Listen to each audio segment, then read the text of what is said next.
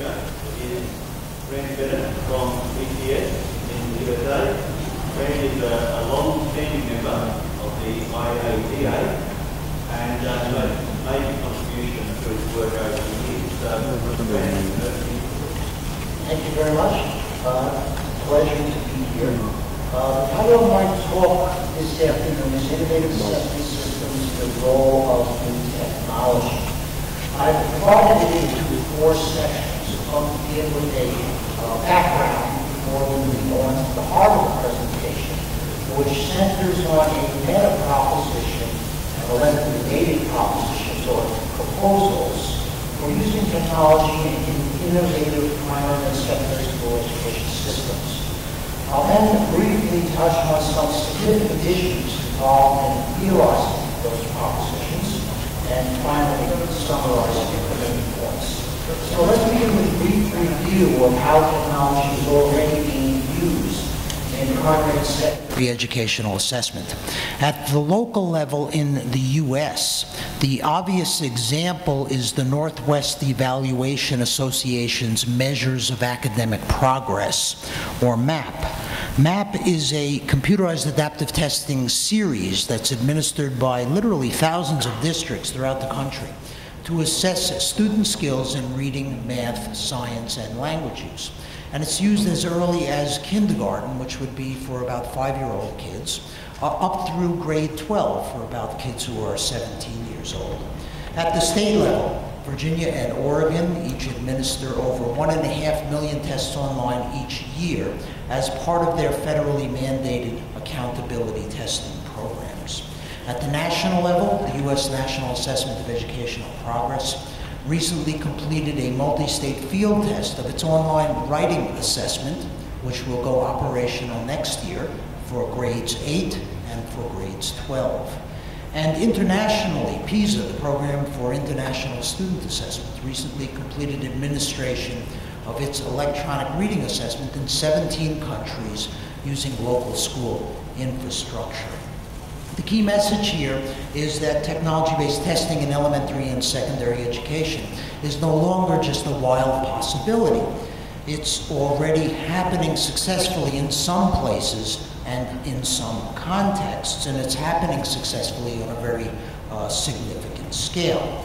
I want to spend the rest of the presentation focusing on how I believe we can build on these initial successes. I'll start with a meta proposition, which is simply a proposition or proposal that I think is so important that I wish to elevate it. It, in essence, frames everything else that follows. The meta proposition is that the use of technology in assessment should be substantively driven, because if we focus exclusively or even primarily on efficiency concerns, we may end up with nothing more than the ability to create very average or mediocre tests faster, cheaper, and in greater numbers. It's certainly a value judgment, but to me, using technology to do more efficiently, the type of low-level multiple choice testing that's now being done very widely in the US under the No Child Left Behind Act, is not a worthy long-term goal. Increasing efficiency may be a worthy short-term goal, but only as a stepping stone toward substantively driven technology innovation. So, what should substantively drive how we use technology in assessment? Well, certainly syllabi, or what in the US are called content standards, should be used. But I don't believe content standards or syllabi are enough. Why not? Because content standards don't necessarily provide enough guidance to specify how to design a test, or for that matter, a curriculum or professional development in a way that's consistent with the results of learning sciences research. What I think is missing from most syllabi and standards documents is explicitly how learning sciences principles influence the standards or syllabi, and perhaps more to the point, specifically how those principles should play out in practice. The danger in leaving that link implicit is that I don't think it would be too hard to design tests that nominally align with syllabi or standards but at the same time fail to fully capture the principles emerging from the past several decades of research. So in my view, what ought to drive how technology is used in assessment is a combination of content standards with the results of learning sciences research. That research offers competency models which can help identify the components of domain proficiency, that is the key knowledge, the processes, the strategies, the habits of mind important for success in a subject matter area, how those components might be organized, and how they might work together to facilitate skilled performance. That research also may offer learning progressions, which can help identify how those components of proficiency ought to be ordered so that they can best be addressed instructionally. More generally, these competency models and learning progressions should drive the coherence of the entire system. And through that, how technology is used in assessment design, in curriculum design, and in the design of professional development programs. Because in combination, those designs have the potential to fundamentally affect classroom practice and ultimately student learning. Most of what I will say about using technology in assessment follows from this idea, this meta proposition. Proposition 1 directly follows. It's that we should use technology to give students more substantively meaningful tasks than might be feasible through traditional approaches. For example, tasks that entail significant content for students to reason, read, or write about, or do mathematics with, and tasks that students can learn something from, tasks that will inevitably include performances. Here's an example from an ETS research initiative called CBAL, Cognitively Based Assessment of, For, and As Learning. This screen lists the activities composing a CBAL English Language Arts formative task set, a multi-day or multi-week experience depending upon the teacher that is intended to integrate closely with instruction. The task set shown here focused on the topic of electronic waste, or e-waste. A CBAL summative task would have, a CBAL summative assessment would have tasks much like these, but fewer of them. So a student might need to, among other things, complete tasks similar to numbers 1, 2, 3, 8, and 9.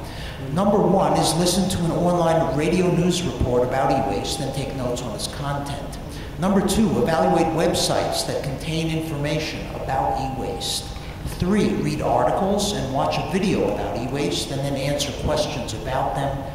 Skipping to 8, use a graphic organizer to help manage information from these different sources. And 9, using the articles and research notes that the student is given as part of this assessment, write a well-informed letter to a computer company with recommendations for how that company might help address the e-waste problem.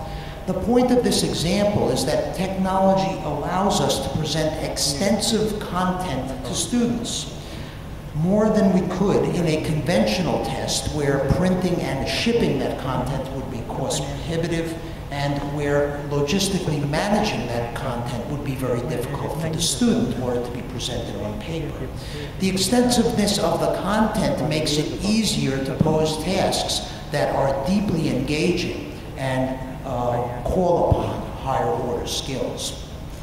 Proposition 2 is that we should use technology in assessment to model good instructional practice for teachers and learning practice for students by including tools and knowledge representations with which proficient performers typically work, and by encouraging the habits of mind common to proficient performers in the domain. Here's an example in which students are encouraged to use the planning tool of their choice for purposes of organizing their thoughts in preparation for writing. They can choose among list, free writing, idea tree, idea web, or outline tools by clicking on the appropriate icon to launch the tool. A benefit of technology is that each tool enforces a different structure that the student can then more easily work with. And when the student is ready, he or she can dump the resulting plan into the response area and use it in writing the essay. It should be obvious that such tools can't only appear on the summative assessment. These tools should be embedded in formative assessments and in routine teaching and learning practice. Part of the rationale for putting them on the summative test is to encourage that routine use. Proposition 3 says, use technology to assess important higher and lower order competencies that are not measured well in conventional form. For example, having students read orally at the phoneme, word, and continuous text levels, which can produce formatively useful information for some students. Having students use simulations of dynamic systems to interpret evidence, discover relationships, infer causes, and pose solutions. Having them mathematically model complex problem situations with a spreadsheet. Having them write on computer and read electronic text, which is often non-linear. And having them document work involved in an extended project through the creation of a digital portfolio. It should be evident that these competencies would be difficult, if not impossible, to assess using conventional group-administered tests. The next proposition is a special instance of this one.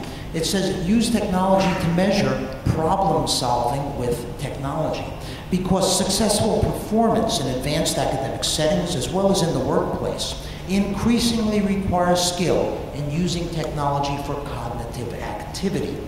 This premise is reflected in the Common Core State Standards, which 39 U.S. states had adopted as of last week.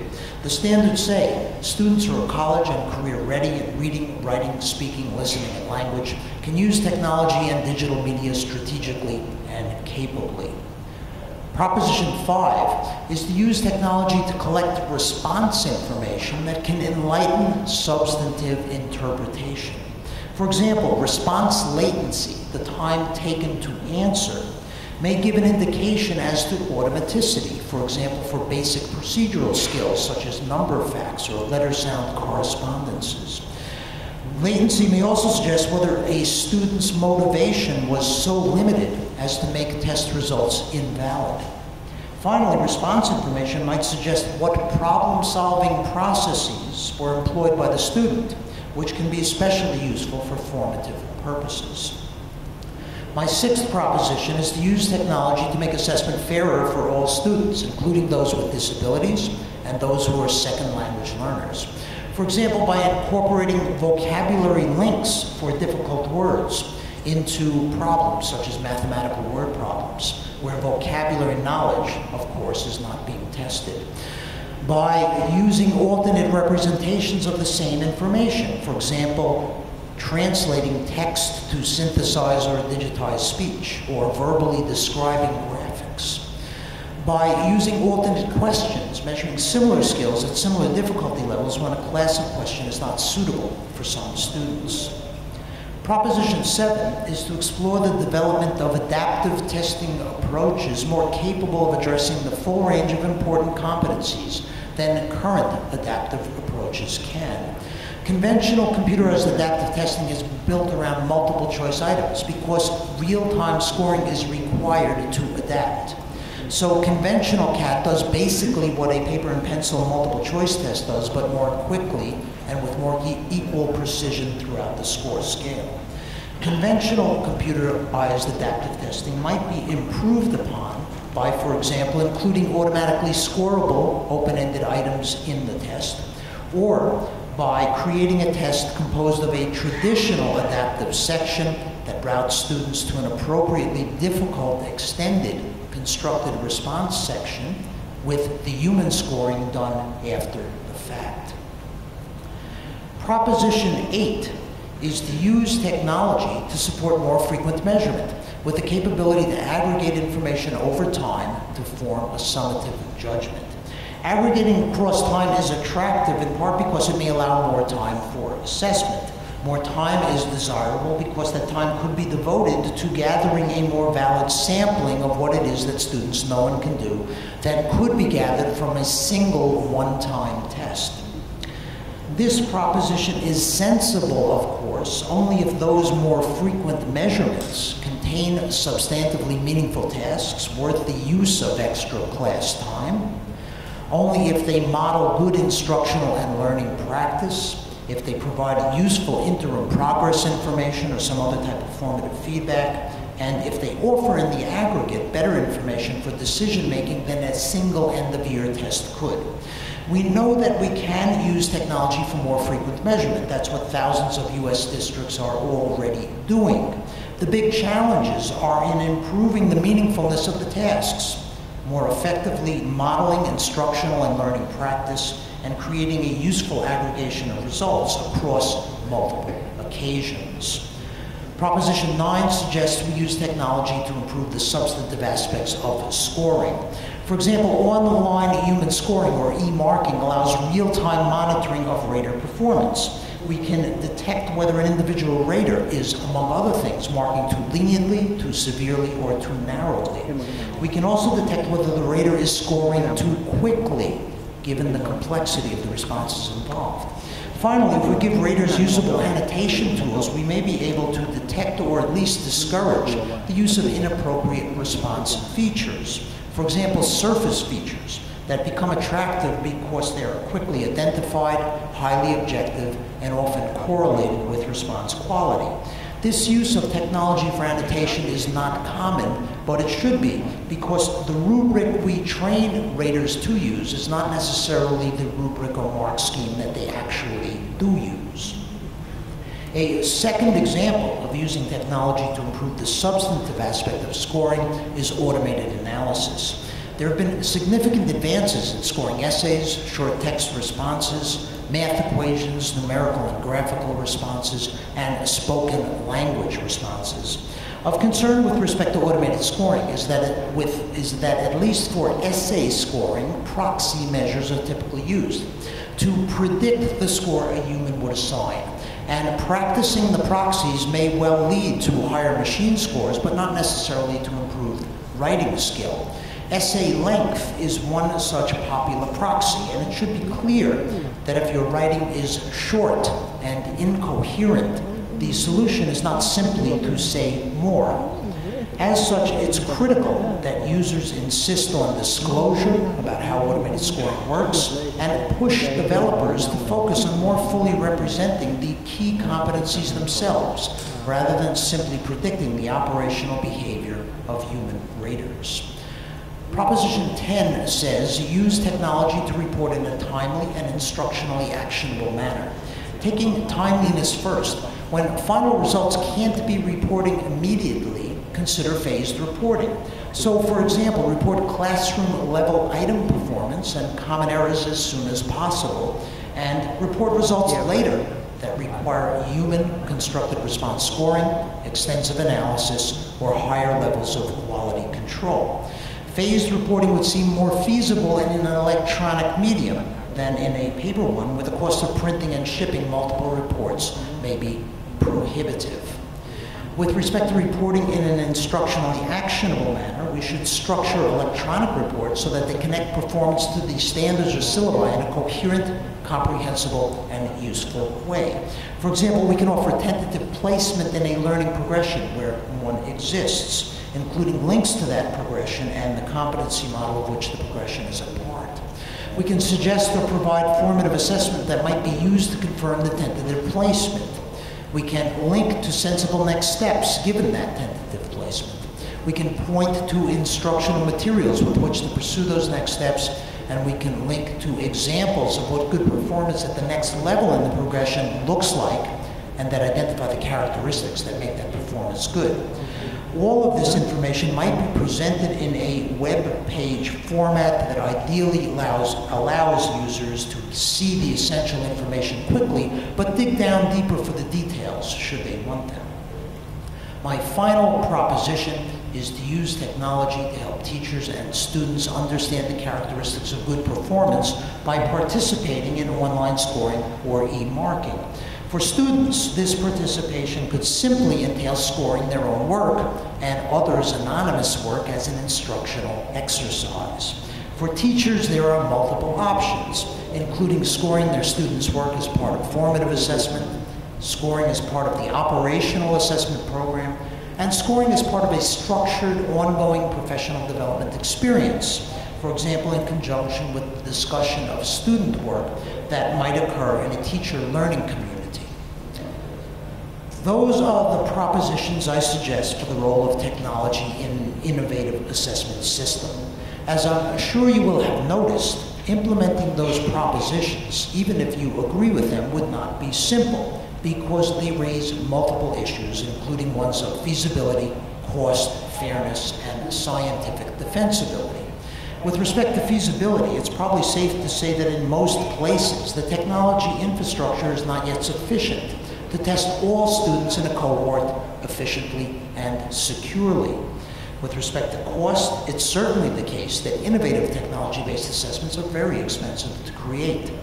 As to fairness, we should be concerned that the competencies of students with limited computer skills could be underestimated through the use of technology-based constructed response questions, and that graphics and dynamic stimuli could pose accessibility problems for some students with disabilities.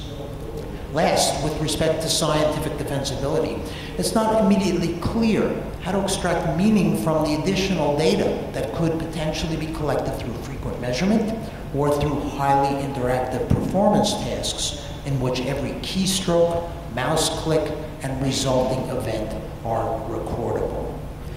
Let me summarize the main points. I began with the claim that technology is already being used for primary and secondary educational assessment in significant ways at the local, state, national, and international levels. I then offered a meta-proposition that said the use of technology in assessment should be substantively driven, and gave 11 propositions linked to that meta-proposal. Finally, I noted that significant logistical, cost, fairness, and scientific issues would need to be addressed for these propositions to be effectively implemented on a large scale. Those issues are challenging enough to make the set of propositions I offered extremely difficult to attain, at least in the near term. So why did I take your time with a set of extremely difficult propositions? The reason is tied to my philosophy of innovation. My philosophy is that if you think too big, you're bound to fail. But if you don't think big enough, you may succeed very well at things that in the final analysis really weren't worth achieving. Let's try for something worth achieving. Thanks for your time and attention.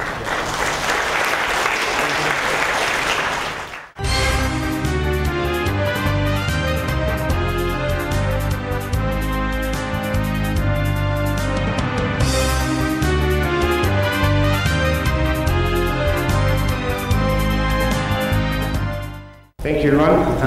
I'm going to take you through a fairly real-life, obviously practical example of a training program that we implemented a couple of years back now. We've been monitoring for a couple of years back in New Zealand. Just firstly, briefly about the Agriculture ITO. We're a semi-government department charged with setting the standards in agriculture, developing tools and resources, training delivery and assessment, and monitoring the quality of that training assessment throughout the country. We don't do it alone. We work with industry bodies, and especially those employers within those industries, to grow their training skills and knowledge and ultimately grow the business and productivity. Recently we've been looking at a couple of areas quite closely. We're focused on ensuring our training add values to the business and industry, so we've been measuring the value of that training. We've been measuring this value, we've found that focusing on business outcomes, factors that increase productivity, increase individual trainee achievement. To do this, we've really focused on business outcomes, training and qualifications that ensure people can do the job, not just know how.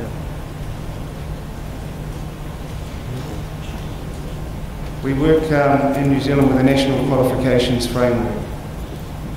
It's been operating since 1990, and we have to work within these parameters, whether that's good or bad.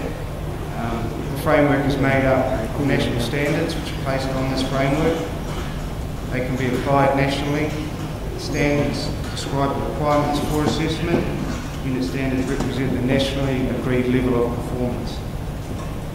Educational outcomes have been at the forefront of the national standard for a long time now, And from a purely educational and assessment point of view, people were assessed against the unit standards, often by a test or a written assessment tool.